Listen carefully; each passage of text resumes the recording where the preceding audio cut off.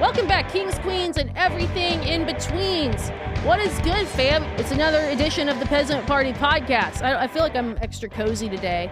I don't know what it is, but anyway, I'm your host, Charlotte Warren. To my right is your favorite person ever. Say what's up. Hey, what's up? Annabelle, how have you been? I've been good. I've been so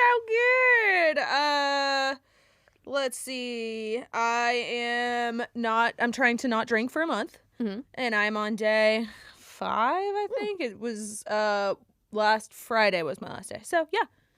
Day 5, which is a big deal for me. Hey. I have not... Love the liquid death. Liquid death really is a great substitute, but I haven't not drank for longer than 2 weeks. I took like a 2-week break once in there, but I haven't not drank for a month since I started drinking. Probably, which is crazy, and it's not even like I'm getting drunk. Like I'm past the point where I want to get drunk because it's exhausting and not fun, and I just get the spins. But 1 or 2 a day, like that adds up. So I'm just gonna see if I can do it. Yeah.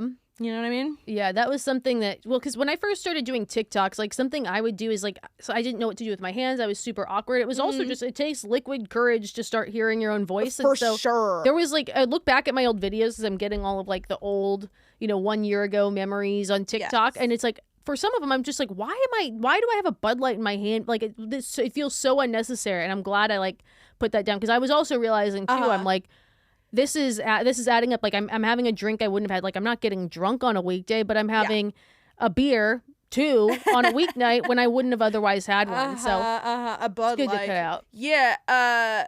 Yeah. It's just a habit. I don't know. You're not getting drunk on one, but the calories add up depending if you're going out. The money adds up or whatever. But yeah, I definitely know what you mean by liquid courage. And now that I'm not going on first dates all the time, it's a little easier. Exactly. Going on first dates is rough. So how is that? How's Mr. Annabelle doing? Mr. Annabelle, he's doing so good. He's doing it with me is the thing. He brought it up. He was like, yeah, I was wondering if, I'm thinking about going a month no alcohol, and I was wondering if you would be down to do it. And I was like, fuck yeah, dude. I would love to. I would love to try that with you because we're California sober, so. Oh, nice. Okay. So, not dead sober. Are y'all not still dead doing the sober. weed thing? No, I also took a bunch of Adderall yesterday and cleaned my entire apartment. It was amazing. How clean is it? I took a shower in my clean shower. I got a new shower liner, everything. Scrubbed the shit out of that thing. Oh my God, there's nothing like that. There's no better feeling than a clean shower. It was nice. Love it. Yeah, I organized my wallet. I was all cracked out, but I got a lot done. So yeah. Nice. Yeah. How are you? I'm pretty good. I feel like I said, I don't know, a little loopier than usual. I really don't know why. I think it's probably just gloomy goose outside or some shit. But it's a little gloomy. Oh yeah. I like it though. It's nice. Yeah. I want to tell an old story that I think would be really funny to just say. Let's hear it. Okay, and this is a story that you're involved in. Okay. No. Oh God. So remember, okay, and it's so funny because when this happened, it was probably the summer of 2019. I was recently out of a relationship. And I think I was on, I don't know if it was a first date. It was someone that friend of a friend that my friend's oh, you should get to know him. So I'm relatively newly getting to know some dude. I don't know what we're doing. And then all of a sudden I get a call from our mom. And I ignore the call, and she's she keeps calling, she keeps texting, and she's answer the phone. It's a effing emergency. And I'm I think I know this story. So I'm hey, I've got to answer this. And I'm Mom, what's going on? She's Charlotte. She's I just need you to be quiet. She's I need to get your help. She's I think your sister might be a stripper. I knew you were going to say that. What? Oh my God. I remember this. Oh my God, I remember this. And I'm what are we talking about? That was great. So I'm what, Mom? Okay, what are you talking about? She's I'm what makes you think that? How do you know that? She's I was talking to your brother, and your sister kept saying something about how she's got if I have her social security card, because she has a new job that's just a thing that she's doing, a side gig, and she needed the social security card, and so I took a picture of it, and she wouldn't tell me what this job is. And so she's I was trying to figure it out. I asked your brother if he knew what the job was, and he looks at me and says, well, Also, can I add, either, I think mom had my location on my phone. So and that's she another could part of it. see So my okay, location. don't reveal it. Okay. Okay. You have to reveal this in the right way. Okay.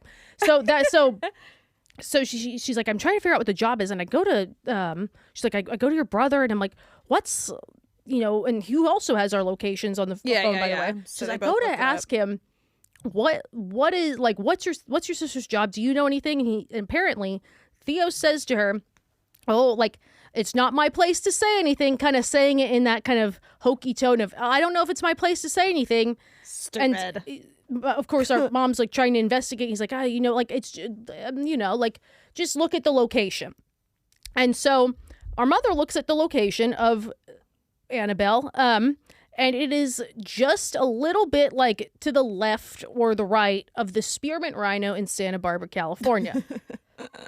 And I'm like, okay. And I look at my phone. She's like, she has a side gig. Her brother's being evasive about it. And I asked if it's a stripping thing. He's like, it's not my place to say anything. And he's like, she's here. Yeah. Like, I think this is what's going on, and I need your help figuring out if this is the case or not. And I'm like, I look down at my phone, and I'm looking at the thing, and I'm like, okay, it looks like she's at the Spirit Rhino. And so I'm like trying to calm my mom down. I'm like, what motivation would she have to be, like, she's not a stripper.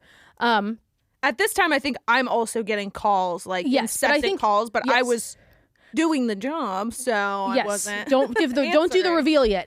Sure. And so, like, I start calling Annabelle. I'm like, hey, what is this job? And and then you say back to me, everybody's in my fucking business. well, you're just like, why is this such a big deal? Why are you so concerned? And I'm like, she's like, is mom bothering you about my job? And you keep saying my job. You're not revealing anything. And like, I'm like, I don't know. I'm just curious. You're lying. You're like calling on mom's behalf. Like, go away. And so like, you're getting angry at everyone for calling you. Yeah. And so I'm like I'm like, there's no way she's a stripper. And so also I'm trying to figure this out myself. So I start like going through, I'm like, who do I know in my phone that's like in Santa Barbara, who's nearby, who could maybe like check for me. So I like start calling, like I call like Danielle. I'm like, hey, I need a giant favor from you. Can you go inside, go to the Spearmint Rhino strip club, go inside and just tell me if my sister's Just tell me on if the Annabelle's pole, up there, if she's working there, if she's throwing it back. I like called like 3 different friends, and every single person is like, no, I called the Spearmint Rhino, and they're like, it's a security thing. We can't tell you, because it's like, you called the Spearmint Rhino. I'm like, I don't know if she's going by her own name. They're like, we can't tell, but they're also like, we can't tell you what, like, who so and so is working there. It's like it's a safety thing for our dancers. And so I'm like going down this list of people. I'm like, no one will go in the Spearmint Rhino for me because no one wants to go to a gross ass strip club. And so I'm like, okay, this we're going to figure this out eventually. The dude that I'm sitting with is like, what the fuck is going on in this family? And so my mom's like continuing to text me, I'm like, okay, we're going to have to figure this out eventually. I like ask my brother, and he's like, he's being like giving evasive and weird answers. Because he knew, right? Didn't he know? I think he or maybe knew. not. Okay. Maybe he was just guessing. I think he knew. And I think, because I think apparently, and then so finally, like the day's wrapping up, and I guess your day at your job, what we're gonna find out is, finally ends, and mom, I think, calls you, and she finally says, like, Annabelle, I just need to know, like, please give me some peace of mind. Are you a stripper? And you said, I'm sorry, what? You're building it up way too much because of what my job actually was. It was literally, okay, so basically what? Go. No, I was gonna. And you're like, what? And because I think it occurred to you before, because you called my brother back, and you're like, what did you like? Did you tell mom about my job or whatever? And he's like, well, yeah, but I kind of added a twist. Oh my god, I remember this. Fucking A. Oh my god. Okay, so can I just fucking explain it? Okay, so basically the guy I was dating at the time worked for an alcohol brand. I was jobless. I was completely unemployed, trying to make ends meet in between my old job and getting my apprenticeship as a tattooer. So it was that summer, and it was like fiesta, and basically John knew some guy in the alcohol industry who was always looking for like borderline, like step down from like a bottle girl. Like you're pretty much, you see those like promo people at the Baccara or the whatever, like nice hotel or whatever. Go to any bar, you'll see or them. Events, and you just walk around with your little tequila and you say you want a shot, and you like wear your little outfit and whatever. I was doing my hot girl thing. It was fine. So I did that for a summer. for summer. I did it for like a month. It sucked ass. But I didn't tell mom because mom's so like weird about me doing anything that doesn't like require a college degree. Oh, I thought it was more she like which is didn't like us doing anything that worked with alcohol. She did that was like a whole thing. Yeah, definitely. She was always like, bartender, absolutely not. Yeah. And of course now I'm like a tattooer, which was a total disgrace to the Exactly. family. But anyway, so I was like doing this bottle girl thing, and I didn't want to tell mom because I was like, oh, she's just gonna rake me over the coals. So when she's calling incessantly, I thought she was freaking out about me like serving shots to people, and I was like, oh, she's just calling to like basically make me tell me like, get your ass out of there. And at this point, mind you, I am 26, 25? Yeah. Like, I was like, oh no, I was 24. I was a grown fucking woman. But and that restaurant was like right next to the fucking Spearmint Rhino, which is so funny that she like, oh yeah, that's why, because the restaurant is like a block away. It was actually across the train tracks, but like it looked very close enough. Yes. Close enough. And so but it is so funny that she would like panic that I would be stripping. I just because I did consider it. I thought about it once. I went to strip clubs up in Portland, which are the best ones ever. And I remember like talking to some strippers and being like, oh, I don't know. I think I might be too old to do it. I was like 23 at the time. And they're like, girl, what? You could definitely get on up there. It's an amazing exercise. I thought like, damn, I could make some fast cash here. I don't really want to work at my shit ass job anymore.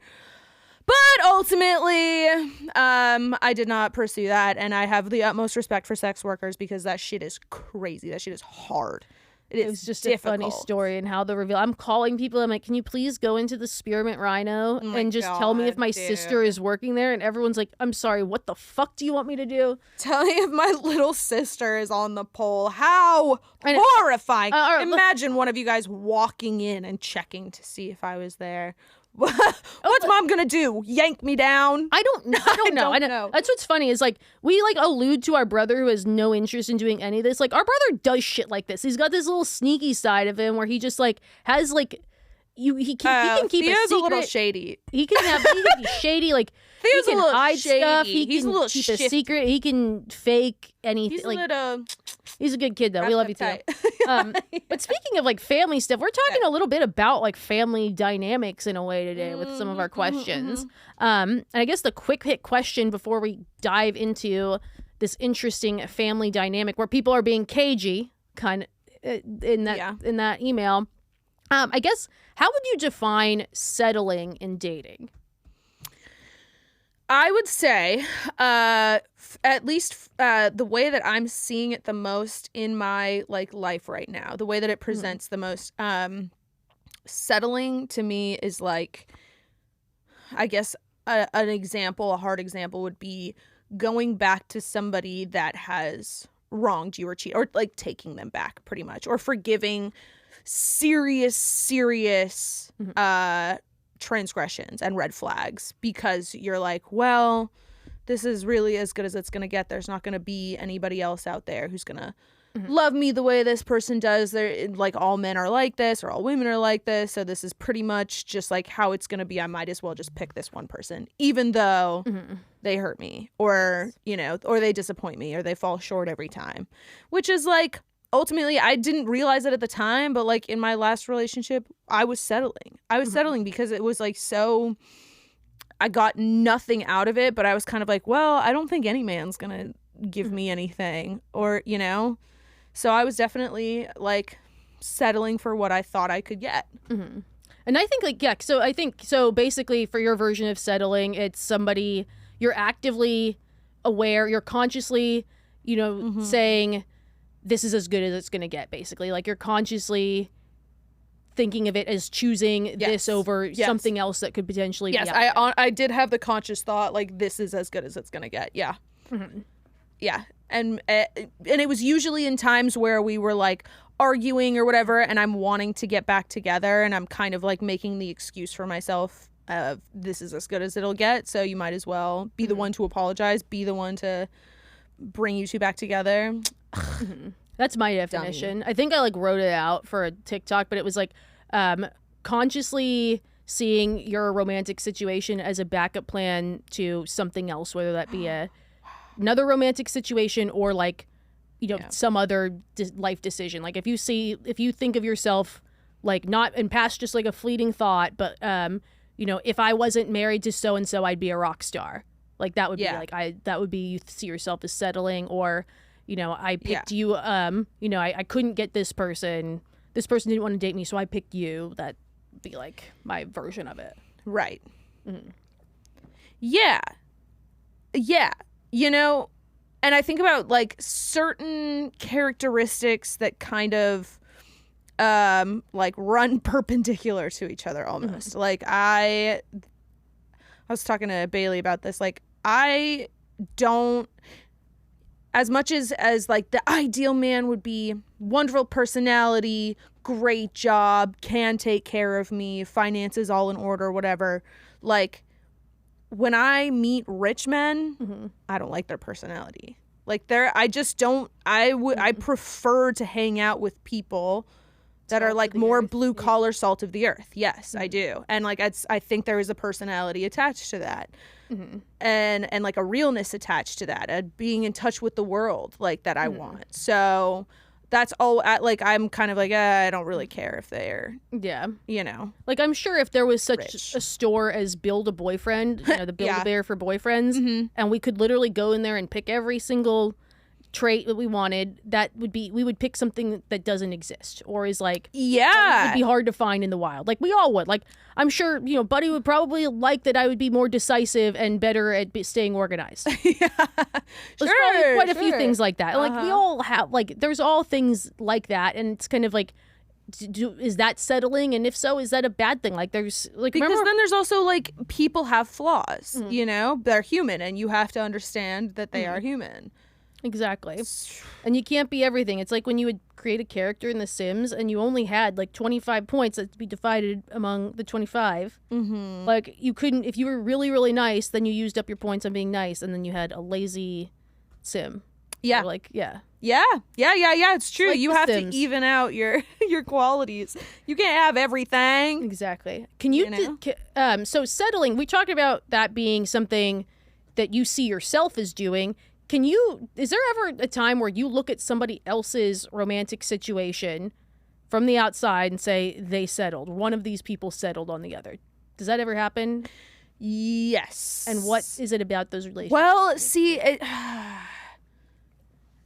I feel like the physically obvious answer is like when there's like somebody really hot with somebody really not hot, like your gut reaction is, oh, they settled with someone because they just didn't think they could get, but to me, like I have seen it in women who take back a man who did something shady, did something sketchy, because they're like, well, this is it for me. Maybe it's a matter of I don't want to start over. I don't want to. I see that, like the where history, it's like, where I've gotten the calls of crying, and then it's it's not even like the fear of. It's not even they're going to be sad to lose this person. It's I have to go back there and be single again. Which sucks. Yeah, for real. Yeah. So I like, but at the same time, it's like that assessment is usually based on like things that they are telling me. It's never like. Oh, look, you like seeing them with a person and just saying, yeah, they settled. Like, I wouldn't do that. Right. But our listeners' family might. Do you want to read this one or the next one? Ooh, it's a long one, huh? I can probably blast through it. I'll go fast. Okay, cool. 28 female in a relationship with a man the same age. We'll call him John. We've been together 8 months. My family lives 1.5 hours away.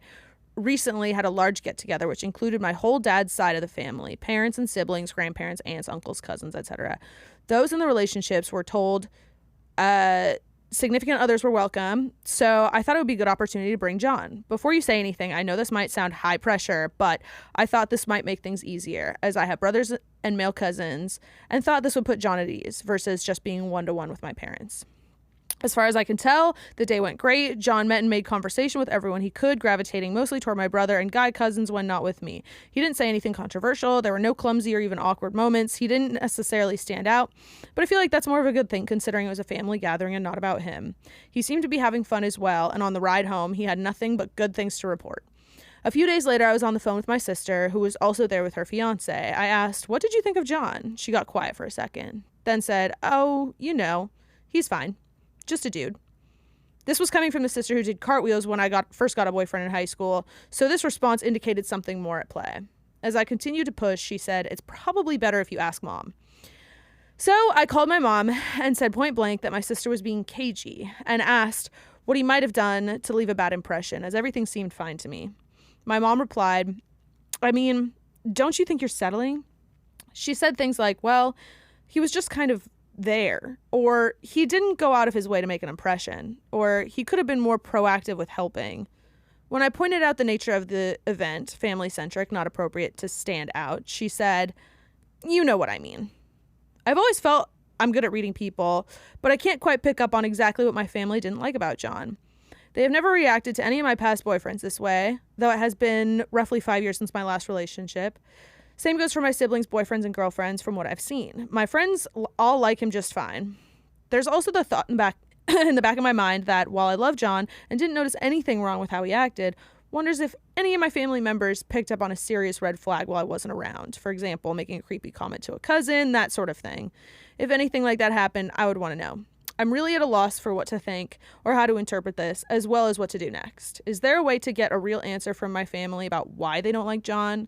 And what's the best way to turn around a potentially bad impression? This is a loaded one. Yeah. I feel like this is one where you would have to see, because it's like, there's been very little about, if I saw what this family looked like, I could probably, especially from the outside looking in, because I think people who are very socially aware, it's kind of funny because sometimes when you are, even if you are this person who can read people, like looking from the inside at your own family, like how some people are just not aware about their own family's quirks or like isms, things like that, is I don't know. I've always found that interesting. I hate introducing boys to our parents. I hate it. I hate it with passion.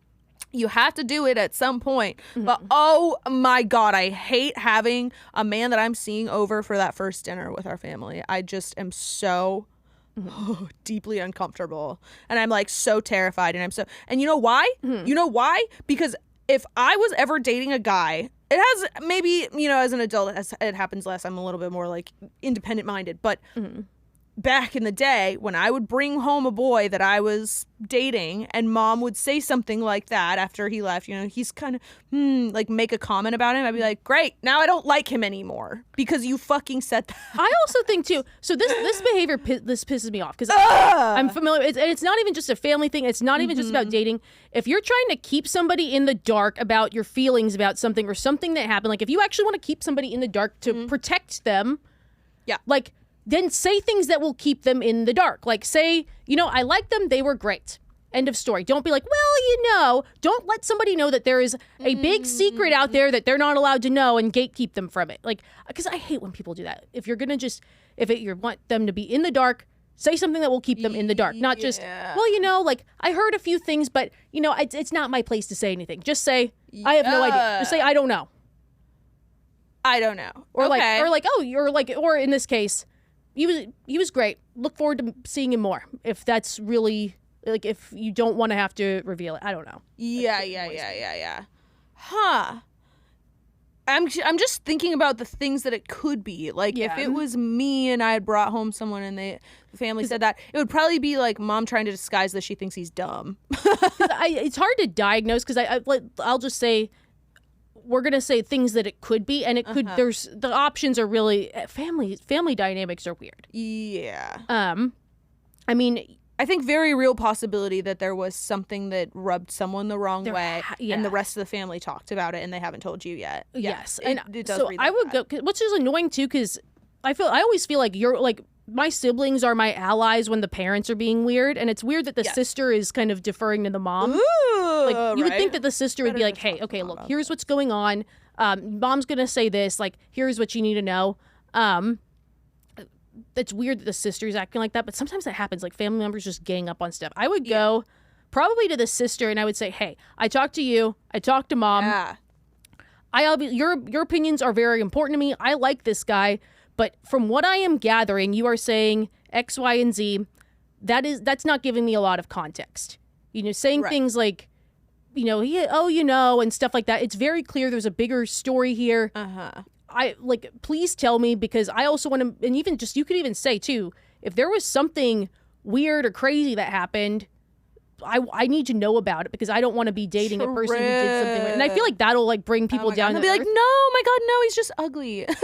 That's the thing though, but that's just a probably little ugly, that's what all. will get it out. That's probably True. If you're like, is this an egregious crime? Because that's what I'm gonna assume it is until you tell me something otherwise. like saying something like that. Like, you're gonna make me dump him right now, like for no reason. so I think saying something like that will get it out. Saying like, oh, like making it seem like they're implying it's something so crazy, and I think that'll make them say it wasn't anything like that. No. He's just got like a snaggletooth or something. He's got like, some. It could be. I mean, like it could be a wide variety of things. Like sometimes I don't know. Like sometimes just family dynamic things are weird. Yeah, something about the, maybe he just. The mom says, I don't think he's good enough for her. The other thing I'll say too, like, because I think we noted here that she's like 28 or something. Like something my mom, my parents talked to me about, at least just as I would be like older in relationships versus younger. I think I said to my parents once, when I would be in college or high school in relationships, it was very much like, oh, how fun. I'm so happy for you. It was always just like very positive. And as I got older, they kind of looked at things through a more serious lens. And I think I asked my mom about that. I'm like, hey, it feels a little different. You're treating people a little differently than you used to. And it was kind of like, yeah, well, I mean, you're in your late 20s. The relationships like this could be a person that's part of the family. It's not just like, oh, you're just having fun. So maybe they are, you're 28. They're looking at it through more of a lens that feels more maybe critical than it used to, I guess. Yeah. Yeah, I think our parents, I don't know, I think mom reserves that for like somebody that I've been dating for years and years. Dude, they were oh my God, they were horrible about John. Horrible. I begged them to meet him. My mom ended up, I think, meeting him like the night that she saw my first tattoo. So she was just devastated, livid. This is an actual ex, not the story. Yeah, sorry, this is an actual ex. Hated the fact that like what his job was, hated it. She just hated that he had like pulled me into tattooing, essentially. Yeah, into he this kind like of artist got world, which like I'm forever grateful to him for doing that. But like I think he also like met Dad and was like, hey brother, like just he was DJing that night or whatever, and Dad was like, he called me brother.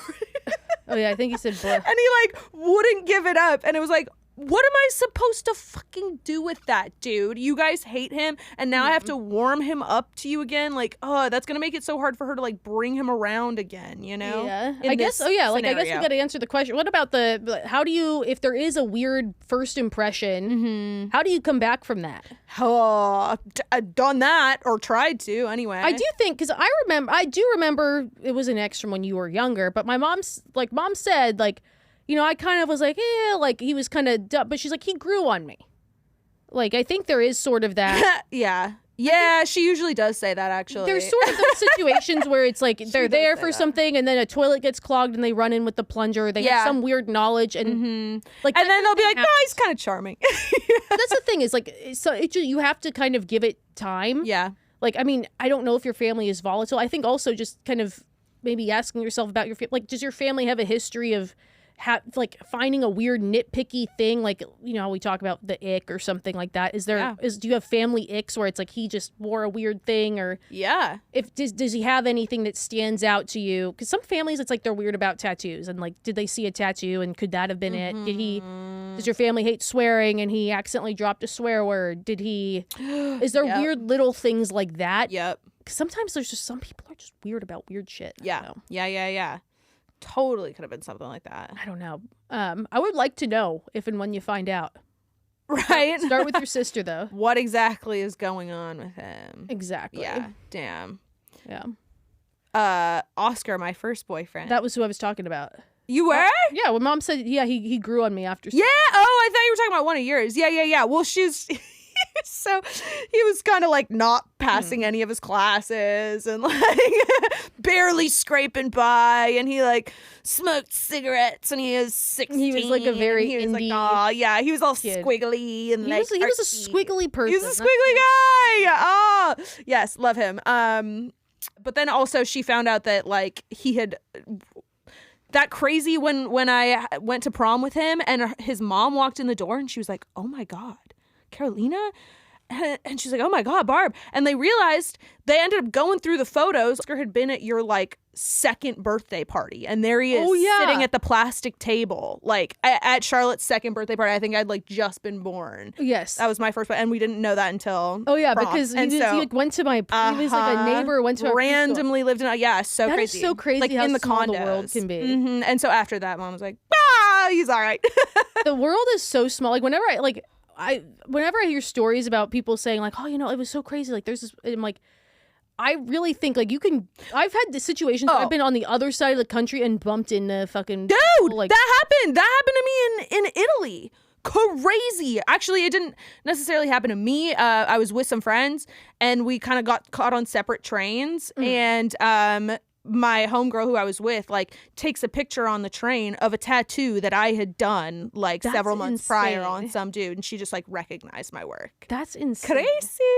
I love crazy little shit like that. I believe in like the red string theory, you know? It exists. I absolutely believe it. You know what's wild? Huh? So I got a following. So the way I got a following on TikTok. So I was doing absolutely nothing on TikTok. Like I was downloaded it during the pandemic. My first TikTok actually was me and Nicole dancing at Danielle's bachelorette party. And then after that, I'm like fiddling with it. I would do stuff around my apartment, like little TikTok-y trends. You could probably find them if you looked for them. They're very cringy. And then I think I saw some TikTok where someone's like, "I have stolen the username of some big company and I'm having fun with it." Someone did like a celebrity name or something. I was like, I'm going to do that. I'm like, what is a company everybody fucking hates? And I'm like, everyone hates college textbook companies. Like all the memes about the Pearson education textbooks. And like there's lots of companies that everyone hates, but that was a good choice. Yeah, but it's like you have to do the little quizzes on it and it's like you guess the right thing and it's literally you lose a point. The textbooks are stupid money. It's so annoying. So I make that my username and I just every day I would do like day one of what was your username? Pearson Education. Oh, yeah, I changed my username to Pearson Education. And then every day I would overlay it of some video of me goofing off or something, drinking, having fun. And it would be day one of holding this username hostage and I knew people, I remember talking about this TikTok to people and they'd be like, "I've seen that one." Yeah. Like so my videos get sometimes I'll get 1 million and up video every now and then, like views and stuff. These videos were getting 10 million. They're still my top viewed videos. Like there's 10 million views on these. And stuff like that. And then I'm getting followers, like 37,000 followers or something like that from this alone, just changing my username, roasting this company. And then I think I got a weird ass email of somebody who knew the name of the company I worked for at the time. Like, we're going to send all these things to the company I was working at and like, "Oh yeah, here's your family members." Like that's what happens when you go that viral. And I was like, I've got to shut this down. Somebody was threatening you. I don't know who it was. It was very weird. Okay. And so I was like, I should probably shut this down. And so I do because I needed to wait to like change my username. I like went dark for like 2 weeks and then I come back on it and I changed the username to I'm like, what name should it be? I don't want it to be anything Charlotte party Charlotte. Like I'm like nothing with Charlotte in it. I'm like, fucking welcome, like like something about peasants and something, and then I picked like welcome to the peasant. I didn't know what else to call it. Like welcome to the Black Parade, and I'm a giant dirty ass peasant. Welcome to the peasant party. That's what we're doing. Okay. And so I do that, and then I still have this following. Like I gotta do something with this, and then I had this stupid little argument with Ashley, and I was like about what is a talking stage, and I like do a little chart. I'm like, oh, like something's here. But what was cool about it was I already had 37,000 followers. I was in the creator fund, and that boosted things up. So that was where all my followers came from. Now, where this red string theory came in, that's really freaking crazy, I guess, is that because of all of that craziness and all of that following and all of that nonsense, I'm now in a serious relationship with someone whose last name is fucking Pearson. So weird. I know. So spooky. I know. That's all. It's all because of a stupid fucking textbook. And you know what? I definitely I think that the red string theory applies. We're getting spiritual in here, but I do think that the red string theory applies to like all important people in your life. Yeah. Basically, I believe that reincarnation exists and you reincarnate with the same people over and over again. So. I do think it's a cop-out, though. If you're a person who never left your hometown and you end up marrying somebody who went to your high school and, yeah, you maybe were in different years, and then you're like, oh, I found a picture of our elementary school from, like, the whole school. Right. Yeah, it's like, that doesn't count. It's supposed to be, like... It's supposed to be you two at Disneyland randomly in the far back of their photograph or whatever. Exactly. Like if you grew up in the same hometown, it's a cop-out. Yeah. This trend's not for townies. Definitely. Definitely. Yeah. So, a little quick hit before our last one's kind of short. So, our least favorite person in the entire world, her name is Tinks, the bitch with her box theory. She has another dating take, which is basically just, and I have to read it in her voice because I can't not. Men always come back or their lives get worse. That's her take. Do you believe that that is true? Cope. It's a cope. I'm sorry. That's Agreed. coping. I can't help it. Because, like, I'm sure the same applies the other way. Like, oh, she'll always come back, or it's also like she's gonna wish she had me, like she's gonna make a mistake. When you watch somebody's life from the outside looking in, like you're not getting a full picture. It's just like, oh yeah, they picked the next woman that they saw. It's like, yeah, she's gonna look like the next random woman to you because you're just seeing like little pictures where she's standing next to him with a Christmas tree. Like you're not seeing like, anything about a personality. You know what's so foul to me is the like, looking at the new girl that he's with and being like, oh, I'm so much more interesting. Downgrade. I'm so much hotter and more interesting. Oh my God. Like he's totally down. He's settling and blah, blah, blah. It's like, no, he's not. No. She's probably fucking lovely. Yeah, and that's the thing. It's like, you'd probably be friends with this bitch if circumstances were different. Yeah. If you look back at all of it hurts. But... If you look back at all of the exes that you've had since you were an adult, if the circumstances were correct and there was not the same common denominator between you, would they be friends? Would they all be friends? Oh, dude. Oscar, my first boyfriend, and Nate, my second boyfriend. Oh, they started a band together. Dude, they're best friends. They're best fucking friends. They should have called their band Annabelle's Ex. It would have been so good. I tried to pit them against each other so hard, too. I tried to make them, and they did hate each other for a minute, because I was, like, kind of bouncing back. I was a bad person. And then eventually they like met up and became best friends in San Francisco. And they are besties. And it's just so funny, the like artist personalities, the way that they fit together. I love it. Dude, totally they would. Absolutely. I've decided that mine would be frenemies. They would like certain qualities about one another and then they would not care for each other. Yeah, because I definitely have dated different types of dudes too. Because there's like one of them, Buddy likes his food, good food. There was an ex who liked good food who was they would not get along in other ways. No, they would not. There's one who was like, salt of the earth, country music fun, but that just was a pain in the like coke addict. Don't say that. Okay, sorry. Yeah, we're not trying to slander anybody, but like just somebody who was like flighty and not a good friend to people, and just in debt. In debt. Like, Buddy has no patience for that. Like, so I feel like it's like. They would be, you see each other at a party. Hey, what's up? Hey, they got like there's small doses. They'd be small doses friends at best. Yeah. But yes, I don't know. Definitely, I'm trying to think. I don't know. I guess I've tried a lot of different types of people too. Got into it like before. Yeah, there was like this. I didn't look like this. I didn't talk. Your Fortnite ex is a totally different person. Oh my God, my Zionist Fortnite ex. Yes, Annabelle dumped a guy for playing Fortnite too much. There were other reasons that I dumped him. I just remember the story was like, he's just like, I have to play Fortnite, and you're like, he smelled so bad, and I was like, I'm done. Oh my God, I can't believe. Actually, oh my God, you know what's one thing. I don't know how well this works. I don't think it works at all. But my old roommate at the time, when I was going through that breakup, I was like, I don't know. I kind of want to text them right now. And she's like, okay, go in your notes app and write down all of the list of reasons of things that you hate that make you just absolutely not want to be with this person at all. And so I wonder if I think I probably that would be still hilarious. Have that note. We should do like a check the notes app episode. We might. Oh God, yeah. It would have been like 2018. All of mine, I actually went through it. Like, someone was like, I have a list of everybody I've ever hooked up with. I'm like, I go through it. I did. I did. I've never written, but no. I didn't keep up on that. How many bodies do you have, by the way? Don't refer to people. What's your body count, by the way? 0. I've never fucking killed a person. That is so 0. I am a virgin. I'm sorry. So Buddy gives me a hard time for this, and so does the internet. But I think the term body count to describe your sexual history is fucking disgusting. I'm sorry. When I hear body, when the term body is used, it is used to describe a human who is no longer living. Body found at the bottom of a river, or it's like a dead body of sorts. So either. When we're talking about body counts, either you are responsible for that person no longer being alive, or you are attracted to a person who is no longer alive and want to have sex with a person who's no longer been alive.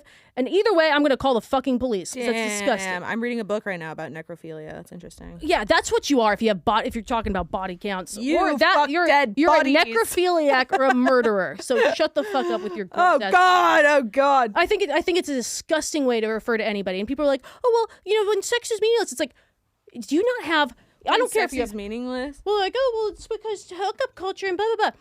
I'm sorry. If you're gonna even if you're having the most casual of casual sex, have the decency to call this person a living human being. I'm sorry. It's disgusting to call that a body. I definitely kids these days are fucking gross. I personally think all these podcasts that are like, what's the body count, blah blah blah, those aren't dating podcasts. I also think we can actually keep this in here. I think it is disgusting and crass that it is somehow socially acceptable to ask borderline strangers about their sexual history, or that is your first go-to question to start talking about sex with somebody who might potentially be your partner. There are fucking Gen Zers sitting down on first dates. What's your body count? It's you have no idea what someone's sexual history is.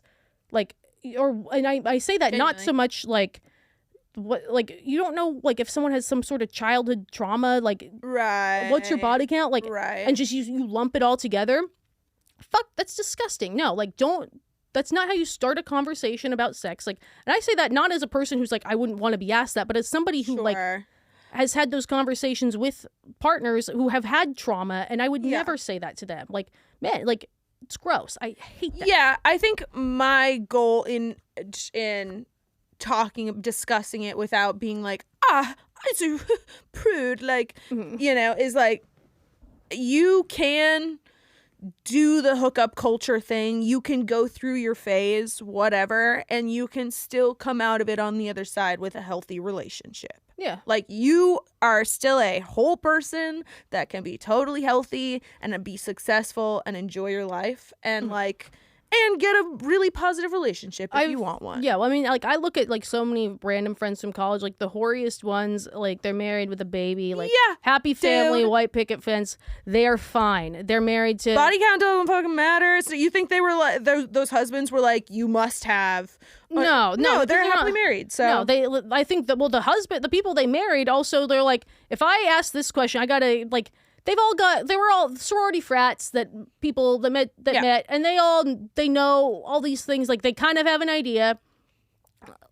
That's how it is. I think the people that are, it's the question that kind of gets asked this. It's very young because when you're that age, you don't know what else to ask. It's just, have you done it before? How many times? Is it more than one person? Yeah. That is when you're 18, 19. That's all you know how to ask about sex.